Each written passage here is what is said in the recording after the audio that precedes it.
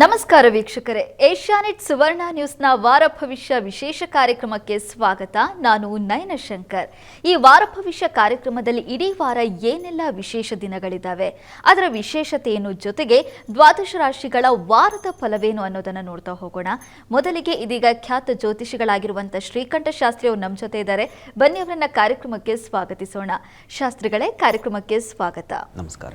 ಶಾಸ್ತ್ರಿಗಳೇ, ನಾವು ಪ್ರತಿ ವಾರ ಭವಿಷ್ಯ ಕಾರ್ಯಕ್ರಮವನ್ನ ಒಂದೊಳ್ಳೆ ಮಾತಿನ ಮೂಲಕ ಪ್ರಾರಂಭ ಮಾಡ್ತೀವಿ. ಈ ವಾರದ ಒಳ್ಳೆ ಮಾತನ್ನ ತಿಳಿಸ್ಕೊಡೋದಾದ್ರೆ? ಶ್ರೀ ಗುರುಭ್ಯೋ ನಮಃ. ಹರಿ ಓಂ. ಮೂರ್ತಿತ್ವೇ ಪರಿಕಲ್ಪಿತ ಶಶಿಭೃತೋ ವರ್ತ್ಮಾ ಪುನರ್ಜನ್ಮನ ಮಾತ್ಮೇತ್ಯಾತ್ಮವಿದಾಂ ಕೃತುಶ್ಚಿಯಜತಾಂ ಭರತ ಅಮರಜ್ಯೋತಿಷಾಂ ಲೋಕಾನಾಂ ಪ್ರಳಯೋದ್ಭವ ಸ್ಥಿತಿ ವಿಭುಶ್ಚಾನೇಕಥಾ ಯಶರತೌ ವಾಚನ್ನ ಸದ್ದತಾತ್ವನೇಕ ಕಿರಣಃ ತ್ರೈಲೋಕ್ಯ ದೀಪೋ ರವಿಃ. ಸಮಸ್ತ ವೀಕ್ಷಕರಿಗೆ ಮತ್ತೊಮ್ಮೆ ಶುಭೋದಯ, ಶುಭ ಬೆಳಗು. ಈ ವಾರ ಪ್ರಾರಂಭ ಮಾಡೋ ಮುನ್ನ ಒಂದು ಒಳ್ಳೆಯ ಮಾತು, ಆ ಮಾತು ನಮ್ಮ ಬದುಕಿಗೆ ಒಂದು ದಾರಿಯನ್ನು ಅಥವಾ ನಾವು ಬದಲಾಗಬೇಕಾದ ದಾರಿಯನ್ನು ಸೂಚಿಸುತ್ತೆ. ಅದನ್ನು ಅಳವಡಿಸ್ಕೊಳ್ಬೇಕು. ಒಂದೊಂದು ಮಾತು ಎಷ್ಟೋ ವಿಚಾರಗಳನ್ನು ನಮಗೆ ತಿಳಿಪಡಿಸುತ್ತೆ. ಸುಭಾಷಿತಗಳ ಗುಣವೇ ಅದು, ಸುಭಾಷಿತ ಅಂತ. ಅಷ್ಟೇ ಅಲ್ಲ, ಅದು ಭಾಷಿತವಾಗಿ ಅಂದರೆ ಮಾತಿನಿಂದ ಅಷ್ಟೇ ಅಲ್ಲ, ಅದು ಜೀವನಕ್ಕೂ ಒಂದು ಒಳ್ಳೆಯ ಮಾರ್ಗವನ್ನು ಸೂಚಿಸ್ತಕ್ಕಂಥದ್ದಾಗಿದೆ. ಹೀಗಾಗಿ ಅಂಥ ಒಂದು ಒಳ್ಳೆಯ ಮಾತು ಗಮನಿಸಿ.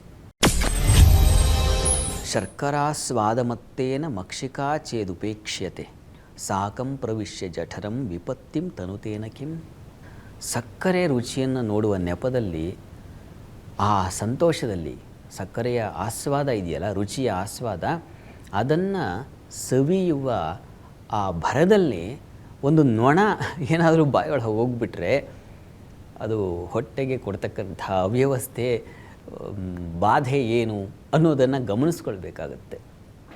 ಇದು ಏನಪ್ಪ ಇದರ ಅರ್ಥ ಅಂತಂದರೆ, ನಾವು ಹಾಗೆ ಒಂದು ಮೋದವಾದದ್ದು, ಯಾವುದು ಮನಸ್ಸಿಗೆ ಆನಂದವೋ ಹಿತವೋ ರುಚಿಯೋ ಅಂಥದ್ದೇನಾದರೂ ನಮ್ಮ ಎದುರುಗಡೆ ಇದ್ದಾಗ ಅದನ್ನು ನೋಡದೆ ಎಷ್ಟು ಬಾರಿ ಅನ್ನ ತಟ್ಟೆ ಕಲಿಸ್ಕೊಂಡಂಥ ಅನ್ನದಲ್ಲಿ ಕಲ್ಲು ಇನ್ನೇನೋ ಸಿಗಬಹುದು, ನೊಣ ಒಂದು ಸಂಕೇತವಾಗಿದೆ.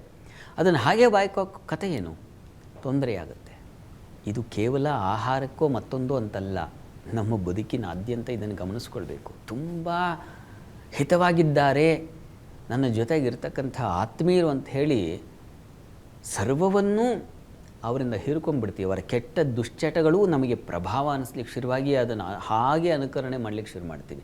ಅವ್ರು ಹೇಗೆ ಮಾತಾಡ್ತಾರೋ ಹಾಗೆ ಮಾತಾಡೋಕ್ಕೆ ಶುರು ಮಾಡ್ತೀವಿ. ಅವ್ರು ಹೇಗೆ ವರ್ತಿಸ್ತಾರೋ ಹಾಗೆ ವರ್ತನೆ ಮಾಡೋಕ್ಕೆ ಶುರು ಮಾಡ್ತೀವಿ. ಅವ್ರು ಯಾವ ಕೆಲಸ ಮಾಡ್ತಾ ಇರ್ತಾರೋ ಅದನ್ನು ಕೆಲಸ ಮಾಡಿ ಈ ಥರ ಆಗಿರುತ್ತೆ. ಶಾಲೆಗೆ ಹೋಗೋ ಮನೆಯಲ್ಲಿ ತುಂಬ ಶುದ್ಧವಾಗಿ ಮಾತಾಡ್ತಿರ್ತಾರೆ ಮಕ್ಕಳು, ಆದರೆ ಶಾಲೆಗೆ ಹೋಗಿ ಬಂದ ಕೂಡಲೇ ಶುರುವಾಗುತ್ತೆ ಬಾಯಲ್ಲಿ ಬೇರೆ ಬೇರೆ ಬೇರೆ ಬೇರೆ ಭಾಷೆ. ಎಲ್ಲಿಂದ ಬಂತಿದು ಅಂತಂದರೆ, ಹಾಗೆ ಆ ಸ್ವಾದ, ಸ್ನೇಹದ ಸ್ವಾದ ಇದೆಯಲ್ಲ, ಅದು ಈ ನೊಣ, ಈ ಕೆಟ್ಟ ಮಾತು ಅಂತಕ್ಕಂಥ ನೊಣವನ್ನು ಸೇರಿಸಿಬಿಟ್ಟಿರುತ್ತೆ ನಮಗೆ. ಅಥವಾ ಇನ್ಯಾವುದೋ ವೃತ್ತಿಯಲ್ಲಿರ್ತಕ್ಕಂಥದ್ದು, ಬೇರೆಯವ್ರು ಹೇಗೋ ವರ್ತಿಸ್ತಾ ಇರ್ತಾರೆ ಉಡಾಫೆಯಿಂದ, ಅದೇನೋ ನಮಗೆ ಒಂಥರ, ಈ ಸಿನಿಮಾಗಳಲ್ಲೇ ಆಗಲಿ ಯಾವುದೋ ಒಂದು ಆ ಕ್ಯಾರೆಕ್ಟರ್ ನಾಯಕ ತುಂಬ ಚೆನ್ನಾಗಿ, ಡಾಕ್ಟರ್ ರಾಜ್ಕುಮಾರ್ ಅಂಥವ ನಾಯಕನಾದರೆ ಬಹಳ ಸಂತೋಷ, ಅನುಕರಿಸಲಿ ಪ್ರತಿಯೊಬ್ಬರು ಕೂಡ. ಆದರೆ ಈಗಿನ ಏನಾಗಿದೆ, ನಾಯಕ ಒಂದು ರೀತಿ ಬೇರೆ ರೀತಿಯಲ್ಲಿ, ಖಳನಾಯಕನ ಒಬ್ಬದಿಯಲ್ಲಿ ಪ್ರತಿಬಿಂಬಿತವಾಗ್ತಾ ಇದ್ದಾನೆ ಈಗಿನ ಕಥೆಗಳಲ್ಲಿ. ಅದು ನಮಗೇನಾದರೂ ಆ ರುಚಿಯಿಂದ ಈ ಖಳತ್ವ ಅಂತಕ್ಕಂಥದ್ದು, ಖಲ ಅಂದರೆ ದುಷ್ಟತನ ಅಂತ, ಆ ದುಷ್ಟತನ ಏನಾದರೂ ನಮಗೆ ಆ ನೊಣದೋಪಾದಿಯಲ್ಲೋ ಇನ್ಯಾವುದೋ ಒಂದು ಹುಳವೋಪಾದಿಯಲ್ಲಿ ಬಂದು ಸೇರ್ಕೊಂಡ್ಬಿಟ್ರೆ ಅದನ್ನು ಕಷ್ಟ. ಅದು ನಮಗೆ ಈ ಆಹಾರವಾದರೂ ಒಂದು ಹೊತ್ತು ತಿಂದಿದ್ದು ಮತ್ತಿನ್ನೇನೋ ಆಗಿ ಸರಿ ಹೋಗಿಬಿಡುತ್ತೆ ಮಾರನೇ ದಿವಸಕ್ಕೆ. ಅಕಸ್ಮಾತ್ ನಮ್ಮ ದೇಹ ಪ್ರಕೃತಿ ಹೇಗೆ ಅಂದರೆ, ಯಾವುದು ಬೇಡವೋ ಅದನ್ನು ಹೊರಗೆ ಹಾಕಿಬಿಡುತ್ತೆ, ಇಟ್ಕೊಳ್ಳೋದಿಲ್ಲ ಒಳಗಡೆ. ಆದರೆ ಈ ಗುಣ ಅಂತಕ್ಕಂಥ ವಿಷಯಗಳು ಬಂದು ಏನಾದ್ರು ಸೇರ್ಕೊಂಡ್ಬಿಟ್ರೆ ನಾವಷ್ಟೇ ಅಲ್ಲ, ಅಕ್ಕಪಕ್ಕದವರು ಹಾಳಾಗಿಬಿಡ್ತಾರೆ ತನ್ಮೂಲಕ. ಹೀಗಾಗಿ ರುಚಿ ನೋಡುವ ನೆಪದಲ್ಲಿ, ಭರದಲ್ಲಿ, ನೆಪ ಅಲ್ಲ ಭರದಲ್ಲಿ, ಮತ್ತು ಇದರಲ್ಲಿ ಮುಳುಗೋಗ್ಬಿಟ್ಟಿರ್ತೀವಿ. ಅದರಲ್ಲಿ ಕೆಟ್ಟ ಅಂಶಗಳೇನಾದರೂ ಸೇರ್ಕೊಂಡ್ಬಿಟ್ರೆ ಬದುಕನ್ನೇ ವಿಷ ಮಾಡಿಬಿಡುತ್ತೆ. ಅದನ್ನು ನೆನಪಿಟ್ಟುಕೊಳ್ಳಿ ಅಂತ ಹೇಳ್ತಾ ಇದೆ ಈ ಸುಭಾಷಿತ. ಎಷ್ಟು ಒಳ್ಳೆಯ ಸುಭಾಷಿತ. ಇದನ್ನು ಜೀವನಕ್ಕೆ ಅಳವಡಿಸ್ಕೊಳ್ಳದೆ ಇದ್ದರೆ ನಾವು ಎಷ್ಟುವನ್ನು ಜರಡಿ ಮಾಡ್ಕೋಬೇಕಲ್ವಾ. ಒಂದು ಹಿಟ್ಟನ್ನೇ ನೀವು ಅಂಗಡಿಯಿಂದ ತರಿಸಿದ್ರೆ ತುಂಬ ಚೆನ್ನಾಗಿದೆ ಅಂತೇಳಿ ಹಾಗೆ ಹಿಟ್ಟು ಕಲಿಸ್ಬಿಟ್ಟು ಚಪಾತಿ ಮಾಡಿಬಿಡ್ತೀವ, ಅದನ್ನೂ ಜರಡಿ ಹಿಡಿದು ಯಾವುದು ಶುದ್ಧವಾಗಿದೆ, ಸತ್ವವಾಗಿದೆ, ಅದನ್ನು ಎತ್ತಿಟ್ಕೊಂಡು ಉಳಿದದ್ದು ಬಿಸಾಕಲ್ವಾ, ಹಾಗೆ ಯಾವುದೇ ಇರಲಿ, ಒಂದು ಸಿನಿಮಾದಿಂದ ಹಿಡಿದು ಹೇಳ್ತಾ ಇದ್ದೀವಿ, ಅಲ್ಲಿಗೆ ಹೋದಾಗ ಯಾವುದು ನಮಗೆ ಬದುಕಿಗೆ ಬೇಕು ಅದನ್ನು ತಗೋಬೇಕು. ಹುಳಗಳಂಥದ್ದನ್ನು ನಾವು ಪಕ್ಕಕ್ಕೆ ಸರಿಸಿ ಕಸಕ್ಕೆ ಬಿಸಾಕಬೇಕು. ಅದು ಈ ಮಾತಿನ ಸುಭಾಷಿತದ ಅರ್ಥ. ನಿಜವಾಗ್ಲೂ ಶಾಸ್ತ್ರಿಗಳೇ, ಒಂದು ನಾಣ್ಣುಡಿ ಇದೆ, ಸಜ್ಜನರ ಸಹವಾಸ ಸವಿಜೇನು ಸವಿದಂತೆ, ದುರ್ಜನರ ಸಹವಾಸ ಹೆಜ್ಜೇನು ಕಡಿದಂತೆ ಅಂತ. ಅಂದರೆ ನಾವು ಯಾರ ಸಹವಾಸ ಮಾಡ್ತೀವಿ, ಎಂಥವರ ಜೊತೆ ಇರ್ತೀವಿ ಅನ್ನೋದು ಕೂಡ ಬಹಳ ಮುಖ್ಯ ಆಗುತ್ತೆ. ಜೀವನದಲ್ಲಿ ನಮ್ಮ ಆಯ್ಕೆ ಅನ್ನೋದು ತುಂಬ ಮುಖ್ಯ ಆಗುತ್ತೆ ಅನ್ನೋದನ್ನು ತಿಳಿಸ್ಕೊಟ್ಟಿದ್ದಾರೆ ಶಾಸ್ತ್ರಿಗಳೇ. ಸಹವಾಸ ದೋಷದಿಂದ ಹಾಳಾಗಬೇಡಿ ಅನ್ನುವಂಥ ಒಳ್ಳೆ ಮಾತನ್ನು ಈ ವಾರದ ಒಳ್ಳೆ ಮಾತಲ್ಲಿ ತಿಳಿಸ್ಕೊಟ್ಟಿದ್ದೀರಾ.